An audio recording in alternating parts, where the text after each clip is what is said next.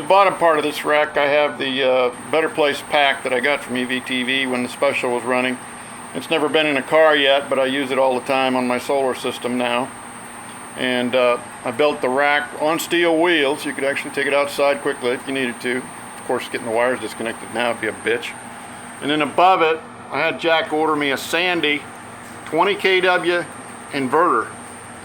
This is an islanding inverter, and after I lost my heat pump, for whatever reasons, I got a Morningstar surge arrestor from EVTV, and then on this side, because I use high voltage in my rack, 450, I've got a Morningstar DC surge arrestor that goes to 550 volts. Jack doesn't stock it to the best of my knowledge, but I'm sure he'd be happy to if there was ever enough demand. The second thing I got, of course, was I got tired of bulk charging very inefficiently with from the panels directly to the battery. So I finally got this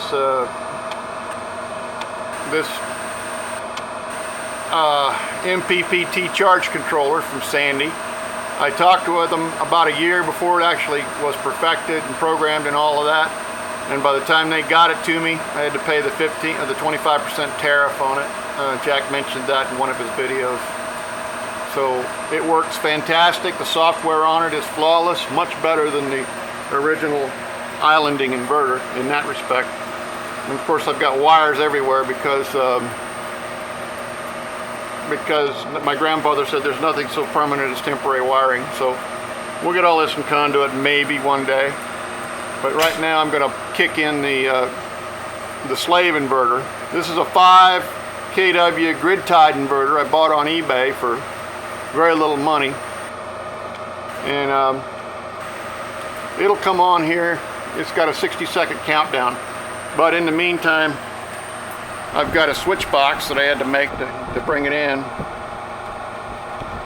It's got a 30 amp lighting contactor, and currently 2 kilovolts are in use. The kilovolts transfer 2 strings of the 7 strings upstairs over to the grid-tied inverter, and then when the 220 volt lighting contactor ties the AC together on the islanding and the grid-tie inverter, then the countdown starts for the grid-tied inverter to start up and support the loads. At that point, we have a joint 25 kilowatt inverter package, and this sucker will go when the green light comes on. Then this has come on. This has started. The trouble is I don't have any controls yet to shut it down when the voltage gets too high. So with the ESP32 we'll be able to do that. When that top voltage goes to 400, it's got to shut down. Also, when the current going out goes to 50, which is about half of maximum load for this one, you need to kick that one on so that your current rating, your maximum current rating, goes from 80 amps AC to 100 amps AC. And in 2020, I'll be adding a second grid tie inverter. Now I can buy a new one for as cheap as this one out of another country. And then I'll be bumped up to 30 kilowatts of capacity. But of course, to support that, I also have to have one hell of a lot more battery.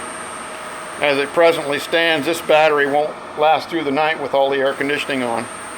It will during the winter, but not during the summer. So we got to have a lot more battery to have a standalone 24/7 system.